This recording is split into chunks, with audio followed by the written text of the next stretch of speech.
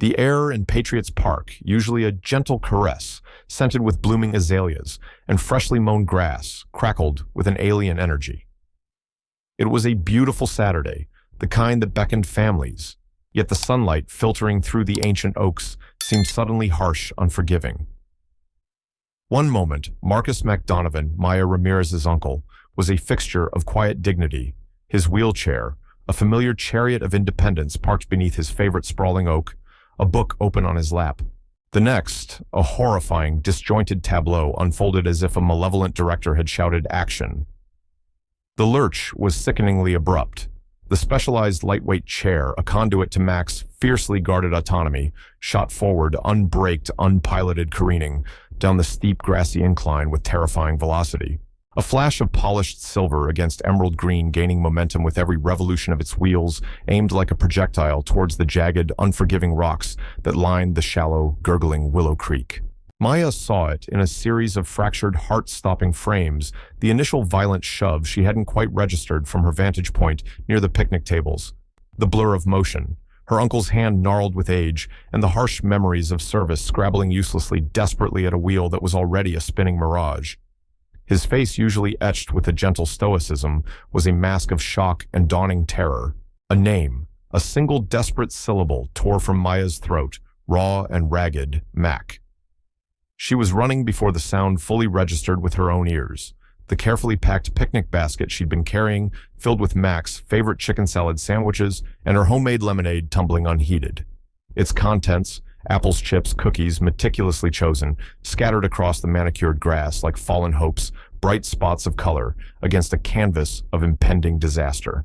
Her mind a split screen, one part the terrified niece heart hammering against her ribs, the other a colder, analytical part that was already cataloging, assessing a chillingly familiar instinct kicking in. At the crest of the hill, a figure stood, silhouetted against the bright, indifferent afternoon sun, Ms. Brenda Snodgrass, president of the Patriots Landing Homeowners Association. Her posture was ramrod straight, an unyielding pillar of rectitude. Her expression, unreadable from this distance, nonetheless radiated an aura of implacable will, a chilling self-satisfaction. Beside her, a half-assembled, brightly colored plastic picnic table, the apparent catalyst for this sudden, terrifying chaos, stood like a garish altar. Two other figures, clearly HOA volunteers by their matching polo shirts, hovered uncertainly near Snodgrass, looking bewildered and uncomfortable. The wheelchair, by some small miracle or fluke of physics, fetched up against a soft, muddy patch of earth, just shy of the lethal rocks, its momentum abruptly, violently arrested. It tipped precariously, teetering for a horrifying second, before spilling Mac onto the damp, unforgiving ground, like a discarded, broken doll. He lay there stunned and groaning, his one good leg splayed at an unnatural angle, his expensive prosthetic limb twisted grotesquely beneath him. This designated area is reserved for the official HOA Spring Fling. Brenda Snodgrass's voice, sharp, clear, and utterly devoid of concern, carried down the slope with chilling precision, each word a tiny, venomous dart. He was asked quite politely multiple times to relocate. Some people are just so deliberately, willfully obstructive. This is precisely why we need stricter enforcement of community regulations. Maya reached Mac, her knees hitting the damp earth with a thud, ignoring the mud seeping into her jeans. Her hands moving with a swift, practiced efficiency she didn't consciously summon were already assessing. Mac, Uncle Mac, are you hurt? Talk to me. Can you hear me? His groan was a thin, reedy sound, a whisper of agony that ripped through her with physical force. His eyes, when they finally fluttered open, were clouded with a potent cocktail of pain, disbelief, and a dawning, terrible understanding. Maya, that woman, Snodgrass. She kicked the brake lever. Then she pushed me, hard. His voice was faint, strained each word an effort. Rage cold, diamond hard, and utterly focused, coalesced in Maya's chest, a sudden icy stillness replacing the frantic panic of moments before. This wasn't just a reckless accident. This wasn't just a fleeting moment of petty impatience from an overzealous HOA president. This was a deliberate act, an assault on her family, on a disabled combat veteran, on every fundamental principle of decency and justice she held dear. Brenda Snodgrass, in her obsessive pursuit of the perfect, unobstructed spot for her meticulously planned HOA picnic, had just escalated her long-simmering feud with Mac into something far more dangerous, far more sinister. She had declared war. And Maya Ramirez, though, Snodgrass couldn't possibly know it was an army of one uniquely equipped and fiercely determined to meet her on that battlefield. Visits to Uncle Mac were Maya's lifeline, a precious grounding connection to a simpler, more honorable world than the one she usually inhabited. Her day-to-day existence was a labyrinth of complex investigations of bureaucratic morass, of fraud, waste, and betrayal, often within the very systems theoretically designed to support the nation's veterans. Mac, a decorated infantryman who'd left a significant piece of himself, his left leg below the knee, in the treacherous rice paddies and triple canopy jungles of Vietnam decades ago, was a man of profound, quiet integrity. His prosthetic leg, a marvel of modern engineering, was a testament to his sacrifice, not a symbol of defeat or a reason for pity. He was fiercely independent, his mind still sharp as a tack, his opinions delivered with a dry wit that Maya cherished. He'd chosen Patriot's Landing for his retirement years ago, drawn by its evocative name, its glossy brochures, promising a tranquil, supportive community among kindred spirits, particularly other veterans. What he'd found instead was a meticulously manicured suburban battlefield, presided over with iron-fisted zeal by the HOA's self-appointed field marshal, Brenda Snodgrass. Brenda was a woman whose obsession with order conformity and her own interpretation of community standards bordered on the pathological. Her pronouncements, delivered with unwavering conviction via the HOA's weekly newsletter, Brenda's Bulletin, Your Guide to Harmonious Community Living, were legendary among residents for their minute, often absurd dissections of infractions.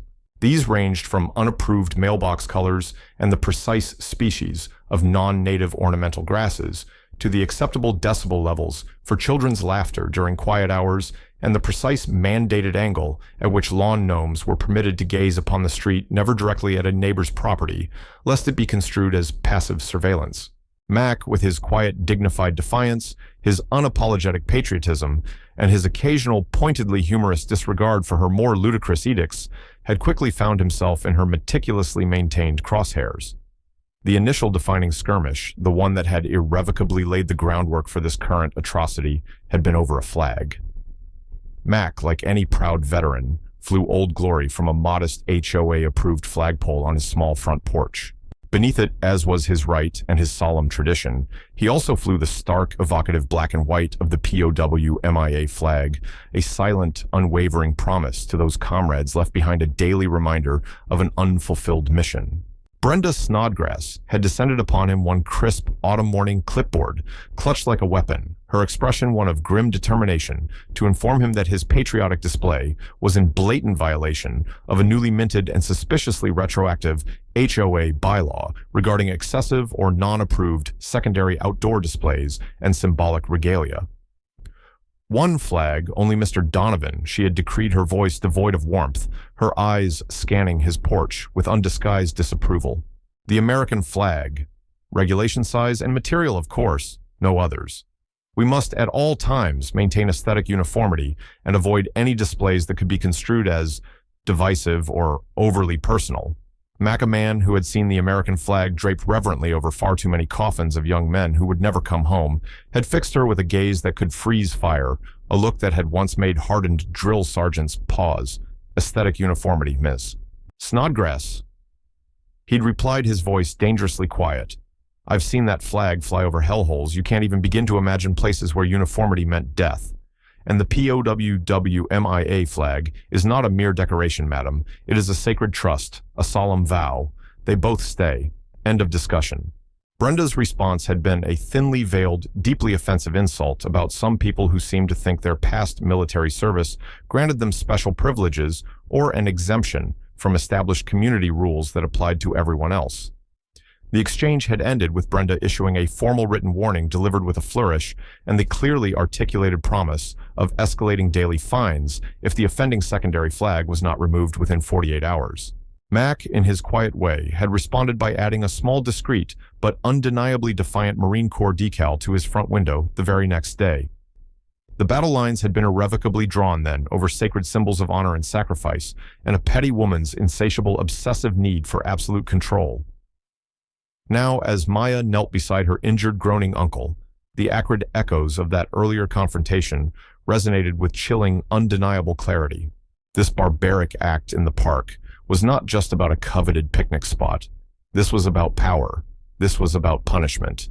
This was about Brenda Snodgrass attempting to break a man she could not control.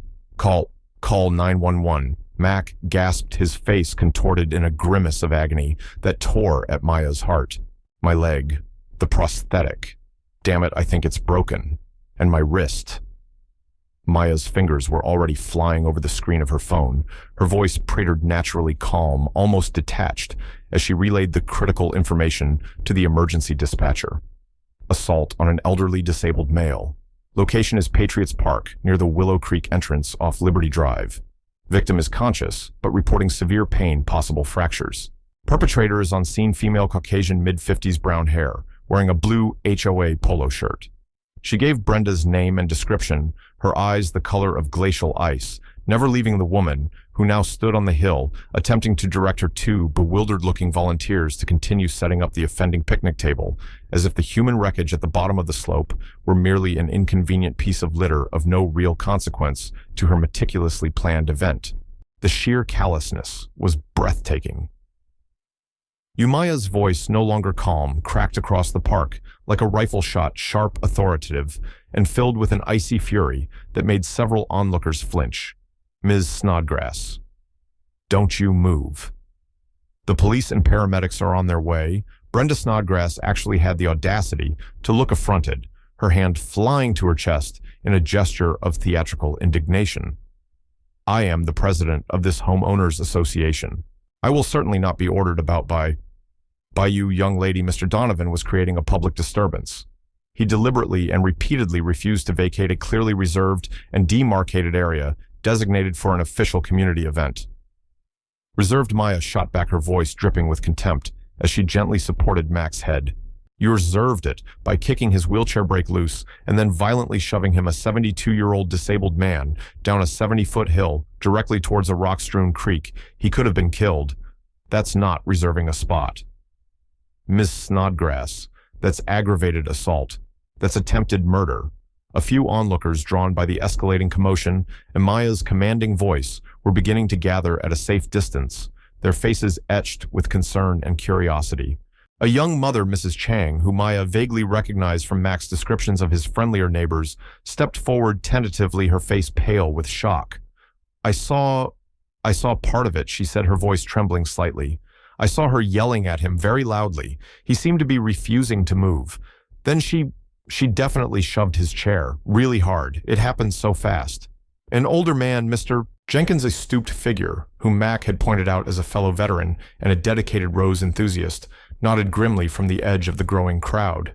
That was no accident, no sir. She was absolutely furious with him. I heard her shouting about insubordination. The distant rising wail of sirens heralded the imminent arrival of local law enforcement and emergency medical services. Officer Miller Young, fresh-faced and looking somewhat overwhelmed by the scene unfolding before him, the injured elderly man, the irate HOA president, the angry niece, the cluster of concerned onlookers, was the first patrol unit to respond. He listened with a visibly furrowed brow and an air of wanting to be anywhere else to Brenda Snodgrass's indignant, self-serving, and rapid-fire account of Mac's alleged uncooperativeness, his defiance of legitimate HOA authority, and her own minimal and entirely justified actions to secure the officially reserved HOA event space. She even had the unmitigated gall to suggest that Mac might have allowed his chair to roll deliberately, or perhaps feigned the severity of his fall simply to cause trouble and disrupt her important community event. When Officer Miller finally turned to Maya, his tone was already leaning heavily towards de-escalation, towards framing the incident as a regrettable but ultimately minor neighborhood squabble gone awry, a misunderstanding blown out of proportion. Ma'am, I understand you're upset and your uncle is clearly injured, but are you absolutely certain she intentionally pushed him with the intent to cause serious harm? Sometimes these things, brakes can slip, especially on an incline. Maybe it was just an unfortunate accident. During a heated moment, Maya felt a cold, hard knot of anger tighten in her chest. This was exactly the kind of dismissive, minimizing attitude that allowed bullies like Brenda Snodgrass to thrive to terrorize communities with impunity. Officer Miller, she said, her voice dangerously quiet, each word carefully enunciated. My uncle is a 72-year-old, highly decorated combat veteran who lost his leg serving this country in Vietnam. He is intimately familiar with the operation of his specialized wheelchair, which I assure you has a perfectly functioning heavy-duty braking system. Ms. Snodgrass, on the other hand, has a documented history of harassing my uncle and other vulnerable residents in this community. This was not an accident. This was a deliberate, malicious act of violence. I have multiple eyewitnesses who saw her physically shove him. I expect her to be arrested and charged accordingly, at the very least, with aggravated assault on an elderly and disabled individual. She deliberately, and with considerable effort, kept her federal credentials to herself for now wanting to assess the local response impartially, but her tone, her unwavering gaze, and the sheer force of her conviction left no doubt as to her seriousness and her expectation of appropriate action. The paramedics arrived then, their calm, efficient professionalism a stark, welcome contrast to the preceding chaos and Brenda's continued indignant protests. Mac was carefully stabilized, his injuries assessed with gentle hands, a suspected complex fracture of his right wrist, multiple severe contusions across his back and hip, a catastrophically damaged, multi-thousand-dollar prosthetic leg, and significant radiating pain in his good leg and hip from the impact. As they skillfully loaded him onto the gurney and into the ambulance, his eyes clouded with pain, but still holding a spark of their old defiant fire found Maya's. Don't you let her get away with this, kiddo, he whispered, his voice raspy. Not this time. Never, Uncle Mac. Maya vowed silently, her hand briefly clasping his. Never in a million years. Reluctantly, and only after taking brief, somewhat cursory statements from a tearful Mrs. Chang and a grim-faced Mr. Jenkins, both of whom clearly, if nervously, corroborated Mac's account of Brenda's direct physical aggression, Officer Miller wrote up a preliminary incident report. He did not arrest Brenda Snodgrass on the scene, citing conflicting accounts that require further investigation and the need to avoid escalating a sensitive community situation. He issued her a summons for simple assault, a misdemeanor, and advised her to retain legal counsel. Maya watched him drive away, a grim, cold understanding settling in her heart. This was going to be a long, arduous fight, not just against the malevolent Brenda Snodgrass, but potentially against a local system inclined towards expediency minimization and the protection of perceived community harmony over the pursuit of true justice for a vulnerable victim. At the hospital, the news from the orthopedic surgeon was grim and confirmed Maya's worst fears. Mac had sustained a complex comminuted fracture of his right wrist, requiring immediate surgery to insert pins and a plate. He had severe deep tissue bruising across his left hip and thigh and several cracked ribs. His state-of-the-art custom-fitted prosthetic leg, a marvel of engineering that had cost nearly $20,000, was indeed catastrophically damaged, its delicate internal mechanisms and carbon fiber frame likely beyond repair. He would be facing a long, painful, and uncertain recovery, his already limited mobility drastically curtailed for months, possibly permanently diminished. The emotional trauma, the sheer brutal violation of his dignity, his independence, and his sense of safety in his own community was immeasurable, a wound far deeper than any physical injury. While Mac was in surgery, Maya, sitting alone in the sterile impersonal waiting room, began to lay the essential groundwork for the protracted battle she knew lay ahead. Her mind, honed by years of navigating complex bureaucracies and confronting sophisticated criminals, shifted into strategic mode. She first called her direct supervisor at the Department of Veterans Affairs Office of Inspector General VA OIG in Washington, D.C., Special Agent in Charge Frank Davies. Davies, a seasoned no-nonsense investigator who had seen more than his share of veteran abuse and exploitation cases, listened intently to Maya's clipped, precise account of the assault, his occasional grunts of anger audible over the line. He was appalled, but not entirely surprised by the depths of civilian cruelty. He immediately authorized Maya's emergency personal leave and assured her of the agency's full backing, including investigative resources, should federal jurisdiction be clearly established and invoked. Her next call was to a trusted friend from her Quantico days, Sarah Manning, now a highly respected, sharp-witted criminal defense attorney in a nearby major city. Maya wasn't seeking representation for Mac, not yet.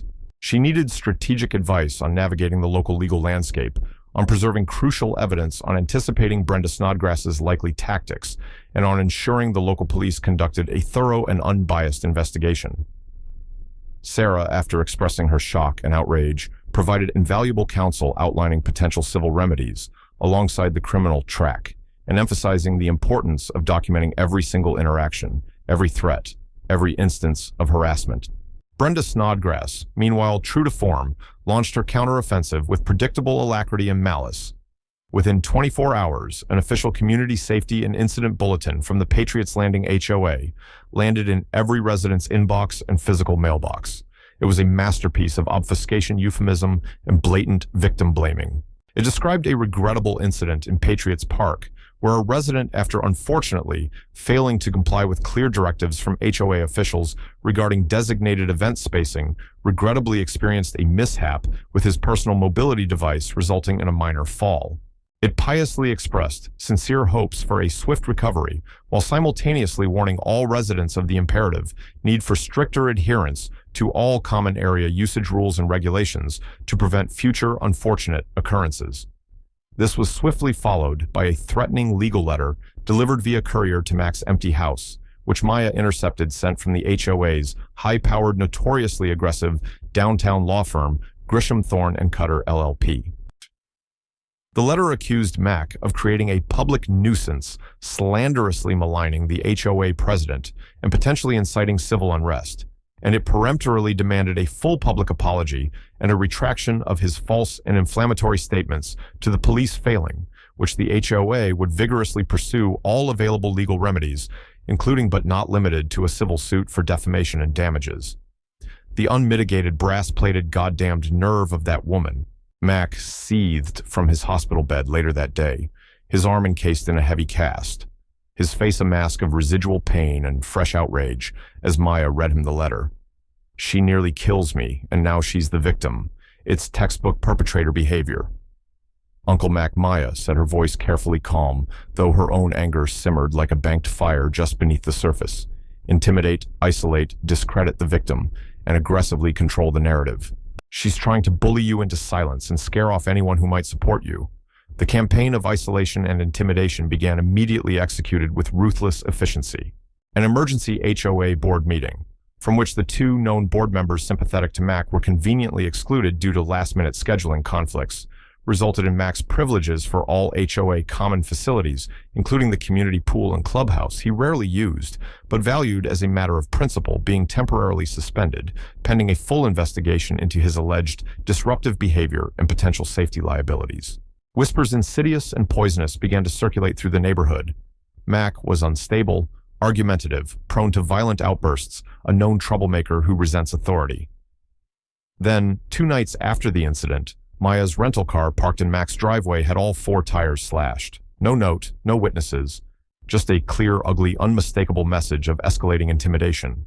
"This is too much," Maya Mac said the next morning, his voice heavy with a weary worry that pained her more than his physical injuries. "She's dangerous, deranged. Maybe we should just call a realtor, sell up, get me out of here. This place, it's cursed for me now. No Uncle Mac." Maya's resolve was like tempered steel, forged in countless confrontations with far more dangerous adversaries than Brenda Snodgrass. "We don't run from bullies. We don't let them win." She picked this fight.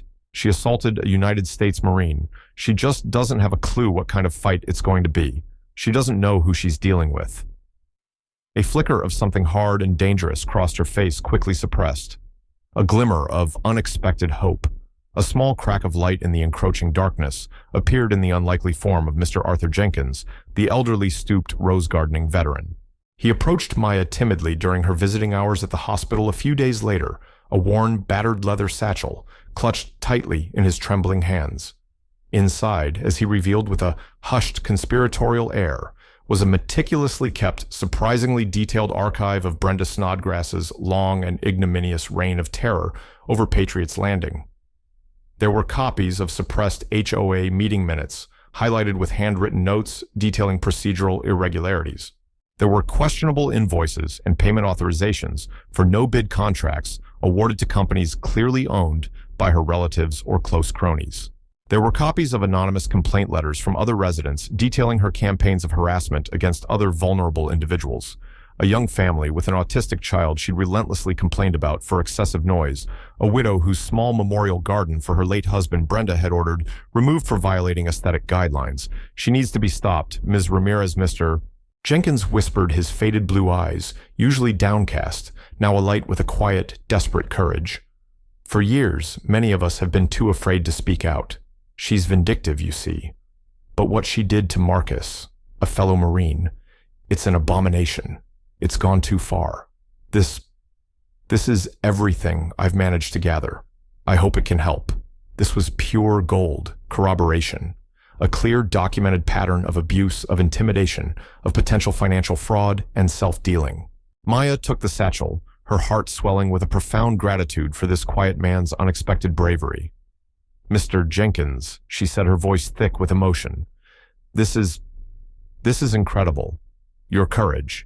It's what this country is built on. Thank you. This will help immensely. The Changs, too, found their courage bolstered by Mr. Jenkins's quiet act of defiance and Maya's unwavering support. Despite receiving a sudden flurry of petty, clearly retaliatory HOA violation notices from Brenda, fines for improperly stored recycling bins, official warnings about unapproved garden hoses visible from the street, they provided Maya with the video footage from Mrs. Chang's phone. It didn't capture the final violent shove, as Mrs. Chang had started recording just moments before, startled by the intensity of Brenda's verbal assault on Mac. But it vividly, damningly showed Brenda's escalating aggression, her face contorted with rage, her voice shrill and threatening, juxtaposed with Mac's determined calm and his polite but firm refusals to move in the moments immediately preceding the assault. It was a powerful, irrefutable rebuttal to Brenda's claims of his alleged provocation and her own supposed victimhood. Armed with this new, compelling evidence, Maya requested, and was granted a formal meeting with Detective David Washington, a senior homicide investigator who had, to her immense relief and surprise, been assigned to take over the case from the clearly out-of-his-depth Officer Miller, likely due to the severity of Mac's injuries and the potential for more serious charges. Detective Washington was a man of quiet gravitas, his eyes sharp and intelligent, his demeanor thoughtful and professional. He listened intently, without interruption, as Maya calmly, methodically presented the new evidence. Mr. Jenkins's damning dossier of documents, the Chang's crucial video footage, the photographs of the slashed tires on her rental car, the HOA's official letter, suspending Mac's privileges, a clear act of retaliation. This paints a very different and much more disturbing picture, Ms. Ramirez. Detective Washington said, finally, his brow furrowed in deep thought as he reviewed a particularly damning invoice from Mr. Jenkins's collection. This isn't a simple neighborhood dispute that got out of hand. This looks like a calculated, sustained campaign of malice, intimidation, and potentially significant financial impropriety. Ms. Snodgrass is clearly more than just an overzealous HOA president. Maya knew this was the critical moment, the juncture where she needed to leverage her full capabilities, not just for Mac, but for the integrity of the investigation itself. Detective Washington, she said, her voice even, but carrying a new subtle weight that made him look up from the documents, his gaze sharpening. There's something you should know about my professional capacity, something that may be relevant here. I am Special Agent Maya Ramirez with the United States Department of Veterans Affairs Office of Inspector General. My primary work involves investigating precisely this kind of abuse, harassment, and potential financial fraud when it targets our nation's veterans or implicates VA programs and resources. Detective Washington absorbed this unexpected revelation, his expression unreadable for a long moment. He leaned back in his chair, steepling his fingers, then a slow, deliberate nod. VA OIG. I see. So this isn't just a concerned niece fighting for her uncle. It is very much that detective first and foremost, Maya affirmed, her voice softening slightly. He's my family, but it is also unavoidably a federal agent witnessing a pattern of behavior that strongly suggests potential violations of multiple federal laws designed to protect our nation's veterans and disabled individuals. Patriots Landing, for instance, actively markets itself as a veteran-friendly community and offers certain incentives which may or may not involve VA-backed programs or benefits. If Ms. Snodgrass's actions or the HOA's systemic practices under her leadership are found to contradict those representations in a way that defrauds individual veterans, the VA itself, or violates federal civil rights statutes protecting disabled individuals from discrimination and violence, then there are very serious federal implications. I am not here to usurp your authority or interfere with your investigation in any way, but I can and will offer the full resources, cooperation, and potential jurisdiction of my agency to support your efforts and ensure that all aspects of this situation are thoroughly and properly investigated. A new understanding and perhaps a measure of respect dawned in Detective Washington's eyes. Special Agent Ramirez, he said, a subtle shift in his tone, acknowledging her professional standing. I believe this investigation just took a very significant and necessary turn. Let's coordinate our efforts. Let's find out exactly how deep this particular rot goes in Patriots Landing. The discreet but unmistakable presence of federal investigators from the VA-OIG working in close, seamless tandem with Detective Washington's expanding local police probe began to send palpable tremors of alarm through Brenda Snodgrass's formerly impervious defenses and among her rapidly dwindling circle of cronies on the HOA board. Subpoenas for HOA financial records, bank statements, and internal communications previously met with delays and obfuscation were now backed by undeniable federal weight, and resistance crumbled almost overnight. Harold Stimson, the perpetually nervous HOA treasurer, a man clearly out of his depth and terrified of being implicated in Brenda's increasingly apparent financial misdeeds, quickly sought legal counsel and within days became a cooperating witness, providing investigators with a detailed roadmap to Brenda's systematic embezzlement schemes. A complex web of inflated invoices from preferred vendors, kickbacks from contractors for shoddy or incomplete work, and HOA funds brazenly diverted to personal luxuries trips, and even home renovations, all cleverly disguised as legitimate community enhancement projects or administrative expenses. Brenda, sensing the net tightening around her with alarming speed, grew increasingly erratic and desperate. She was observed by a concerned neighbor making frantic late-night trips to the HOA clubhouse, presumably to shred documents or tamper with records, not realizing that the VA-OIG's cybercrimes unit had already discreetly secured mirrored copies of the HOA's servers and financial databases days earlier. She attempted to rally her few remaining supporters on the board with wild, paranoid accusations of a vast, politically motivated conspiracy orchestrated against her by disgruntled elements and outside agitators, a clear reference to Maya intent on destroying her reputation and undermining the traditional values of Patriots Landing. Her pronouncements became more shrill, her demeanor more unstable. The local veterans community, led by the indomitable Sal DeMarco, a retired Marine gunnery sergeant with a booming voice and an unshakable sense of justice, who had become a surrogate family for Mac, kept up the public pressure. Their peaceful, dignified pickets outside the main entrance to Patriots Landing became a regular and increasingly prominent feature on the local evening news, their simple hand-painted signs demanding justice for Mac Donovan and HOA tyranny stops here. Veterans deserve respect.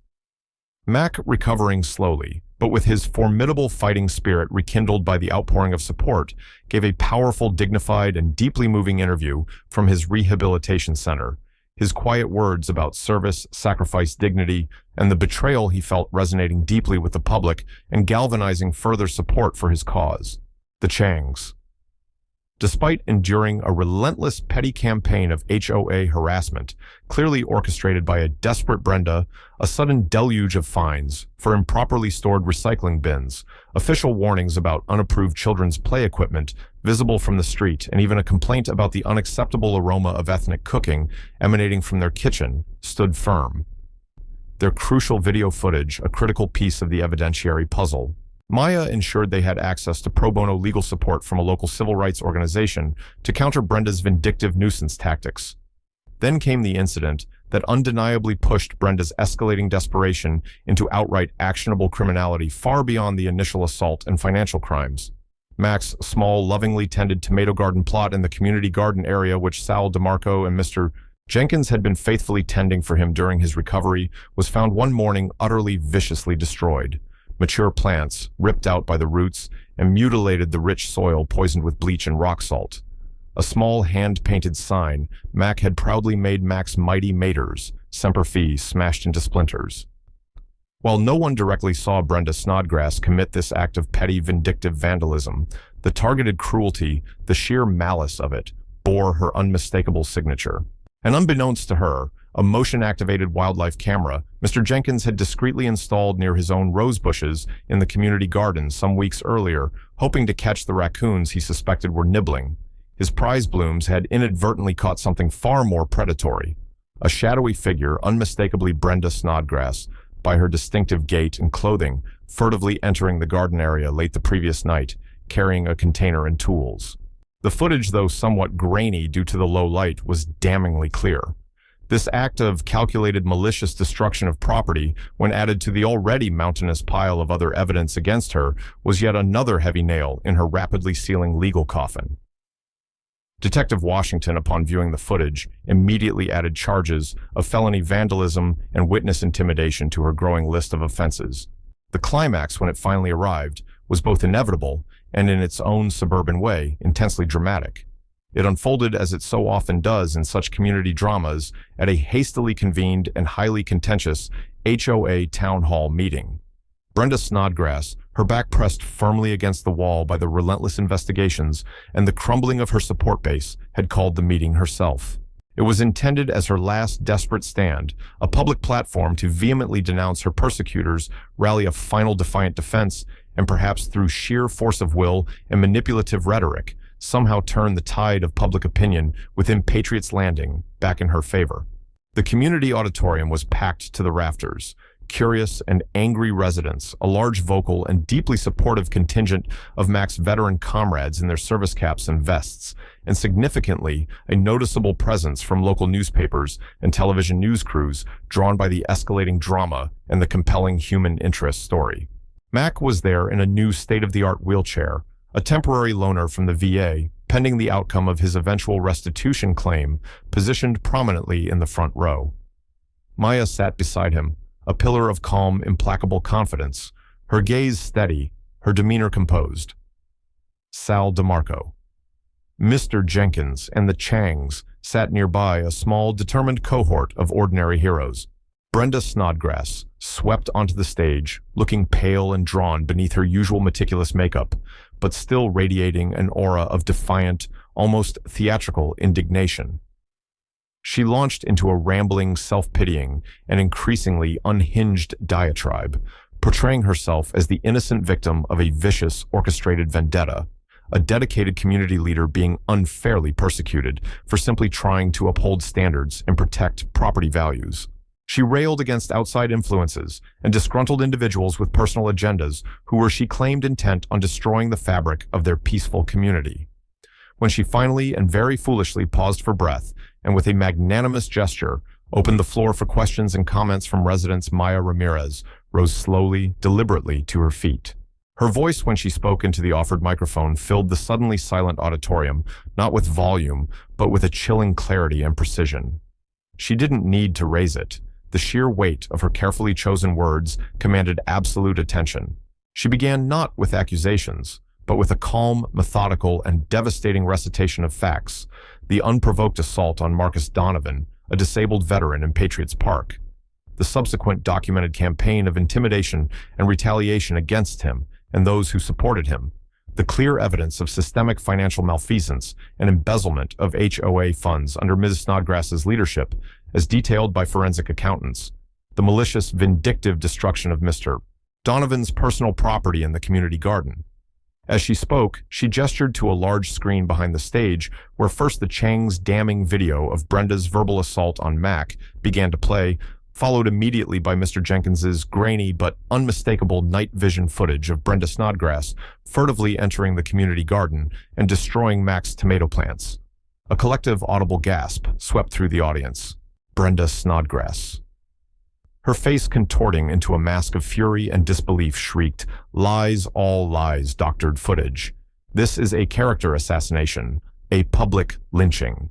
She pointed a trembling, accusatory finger directly at Maya. "She's out to destroy me. This This federal agent abusing her power manufacturing evidence, turning this community against its rightful leader. It was a fatal, irrevocable misstep. A public, unsolicited admission of her awareness of Maya's true professional role, something Maya herself had not yet publicly declared in this forum. It was the final self-inflicted wound. At that precise moment, as if on a perfectly timed cue, the main doors of the auditorium swung open. Detective David Washington, SAC Frank Davies from the VA OIG, several other grim-faced VA OIG agents, and 4 uniformed local police officers entered the room with quiet, purposeful authority. The atmosphere in the auditorium shifted, instantly charged with an almost unbearable tension. Brenda Snodgrass. Detective Washington announced, his voice calm but resonant, cutting cleanly through her increasingly hysterical tirade. You are under arrest by the Willow Creek Police Department for felony assault, reckless endangerment, and malicious destruction of property. SAC Davies then stepped forward, his federal credentials glinting briefly as he held them up. C. Snodgrass. He stated, his voice devoid of emotion, but carrying the unmistakable weight of federal law based on the extensive evidence gathered by the VA Office of Inspector General, including detailed financial audits, cooperating witness testimony, and your own public admission, just now, regarding your knowledge of Special Agent Ramirez's official status and your subsequent attempts to obstruct our investigation. You are also under federal arrest. The charges include conspiracy to commit wire fraud, multiple counts of wire fraud itself, and obstruction of a federal investigation which encompasses witness tampering and the intimidation of a federal officer in the performance of her duties. He paused, his gaze unwavering, then added with cold, deliberate precision, and given the clear, targeted nature of your violent actions against Mr. Donovan, a disabled combat veteran, and your subsequent systematic attempts to cover up your crimes and further persecute him, we will also be strongly recommending to the United States Attorney for this district that additional charges under the federal hate crime statutes, specifically those pertaining to acts of violence motivated by bias against individuals with disabilities, be vigorously pursued. Brenda Snodgrass stared, her mouth agape, her face a grotesque mask of utter disbelief rapidly morphing into primal, uncomprehending terror.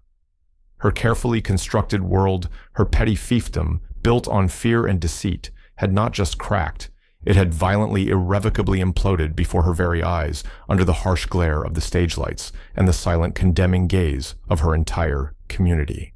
The sharp, metallic click of handcuffs being secured behind her back was the final, definitive, ignominious sound of her downfall. The reign of Patriots Landing's self-appointed petty tyrant was at long last, demonstrably and very publicly over. The arrest of Brenda Snodgrass, dramatically broadcast on the local evening news and splashed across the front page of the regional newspaper, was a seismic watershed moment for the beleaguered residents of Patriots Landing. The existing HOA board dissolved almost immediately, its remaining members resigning in shame, fear, or a belated attempt to distance themselves from their disgraced leader. An interim citizens committee headed by a reluctant but resolute Mr. Arthur Jenkins, and including the pragmatic Sal DeMarco, and the newly empowered Mrs. Chang, was appointed by a local judge to oversee the HOA's affairs, stabilize its finances, and steer the community towards much-needed reform and reconciliation. The forensic audit conducted by the VA OIG eventually laid bare the truly astonishing, breathtaking extent of Brenda's embezzlement and financial mismanagement, running into hundreds of thousands of dollars, siphoned off over several years through a complex network of shell companies and fraudulent invoices. Brenda Snodgrass, facing a veritable mountain of irrefutable evidence on both state and multiple federal fronts and abandoned by her expensive legal team once it became clear the HOA's insurance would not cover criminal acts. Eventually, after months of legal maneuvering, accepted a comprehensive global plea agreement. She pleaded guilty to felony assault, federal wire fraud, and obstruction of a federal investigation. At her sentencing hearing, Marcus McDonovan, his voice steady and resonant, despite the lingering tremor in his hands and the permanent ache in his wrist, delivered a powerful, dignified victim impact statement. He spoke not of revenge or hatred, but of the sanctity of respect, the vital importance of community, the sacred duty to protect the vulnerable, and the profound betrayal of trust he and so many others had endured. The presiding federal judge, a no-nonsense jurist, known for her stern sentences in cases of public corruption, was visibly moved by his words and the sheer weight of evidence. She sentenced Brenda Snodgrass to 7 years in a federal correctional facility, to be followed by a lengthy period of supervised release and mandatory psychological counseling. She was further ordered to pay full restitution to the Patriots Landing HOA and a substantial 6-figure sum in damages to Mac Donovan for his physical injuries, his destroyed property, the loss of his prosthetic limb, and his profound emotional distress. Her personal assets were seized. Her reputation irrevocably shattered her name, becoming a local byword for arrogance and corruption. The healing of Patriots Landing was a slow, sometimes arduous, and occasionally contentious process. There were lingering divisions to mend significant financial challenges bequeathed by Brenda's looting of the community coffers and the hard ongoing work of rebuilding trust, both among neighbors and in the HOA itself. But under the patient, transparent guidance of the new democratically elected HOA board, which significantly included several veterans' younger residents inspired by the fight for justice and a now far more assertive Mr. Jenkins as treasurer, meaningful change began to take root.